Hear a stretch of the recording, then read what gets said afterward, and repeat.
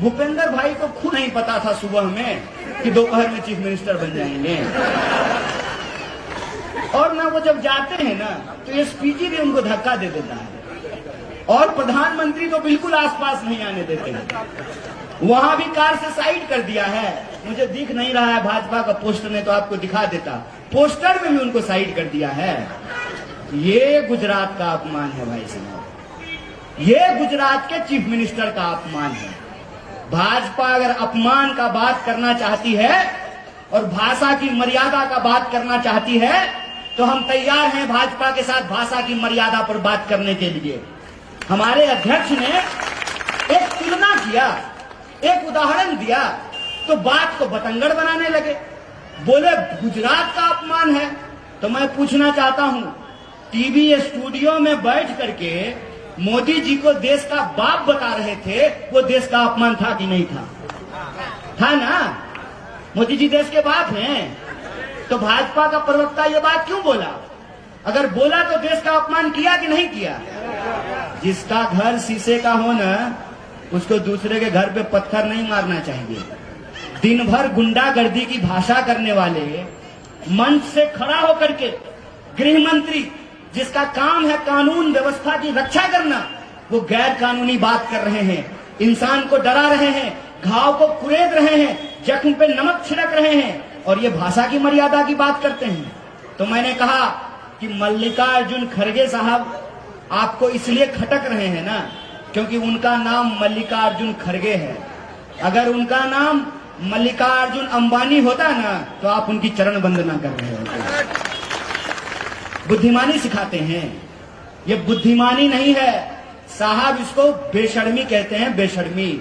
और मेरे मन में ये विचार आता है कई बार कि पैदाइशी बेशरम है कि सुबह सुबह चूरन खाते हैं मालूम है।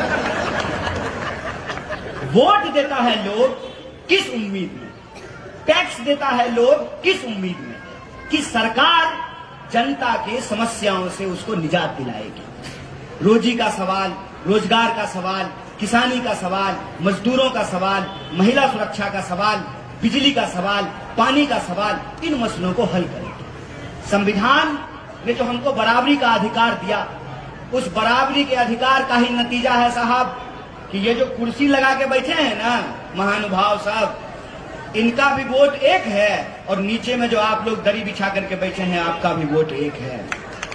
ये डॉक्टर बाबा साहब भीमराव अंबेडकर के संविधान की ताकत है कि हेलीकॉप्टर पर उड़ने वाला का भी वोट एक है और पैदल चलने वाला का भी वोट एक है। अंबानी साहब का भी वोट एक है और उनके घर में सफाई का काम करने वाले स्वीपर का वोट भी एक है। अगर ये बराबरी का अधिकार नहीं होता ना तो सरकार आपको 5 साल में नजर नहीं आता। ये बराबरी का अधिकार ही हमको ये ताकत देता है कि हम 5 साल में सरकार को उसके काम के आधार पे चुन सकें, उसको जिता सकें, उसको हरा सकें। मैं देख रहा हूं कि जो लोग एक बार गद्दी पर बैठ गए हैं वो लोकतंत्र को अपना बपौती समझने लगे हैं। इसीलिए आप तमाम माताओं बहनों से यह अपील करना चाहता हूं, जिन लोगों को हमने गद्दी पे बिठाया है उनको ये याद दिलाने की जरूरत है कि अगर हम गद्दी पे बिठा सकते हैं तो कान पकड़ करके नीचे भी उतार सकते हैं। लोकतंत्र के साथ मजाक करना बंद करो और ये बताओ कि क्यों गुजरात में सबसे महंगी बिजली मिल रही है। ये बताओ कि जिन लोगों को कोरोना में अपनी जान गंवानी पड़ी उनको 4 लाख का मुआवजा क्यों नहीं दिया गया।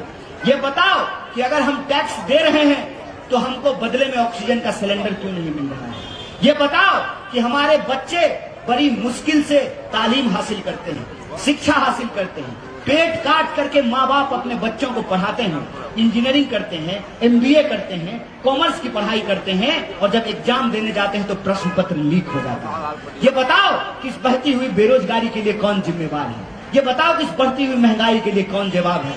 इन सवालों का जवाब हमको तय करना पड़ेगा, इन सवालों की जवाबदेही हमको तय करनी पड़ेगी। इसीलिए मैं कहता हूं कि गुजरात में सिर्फ 2 तरह का वोट है। एक वोट वो है जो गुजरात में चल रहा है ना वही चलता रहेगा। दूसरा वोट वो है जो इस बात को समझता है कि हमारे नाम पर किस तरीके से धोखाधड़ी की जा रही है, जो ये समझता है कि जो चल रहा है उसको रोकना जरूरी है। अगर उसको नहीं रोका गया तो लोकतंत्र को अपनी बपौती समझने वाले लोग लोकतंत्र का गला घोंट देंगे।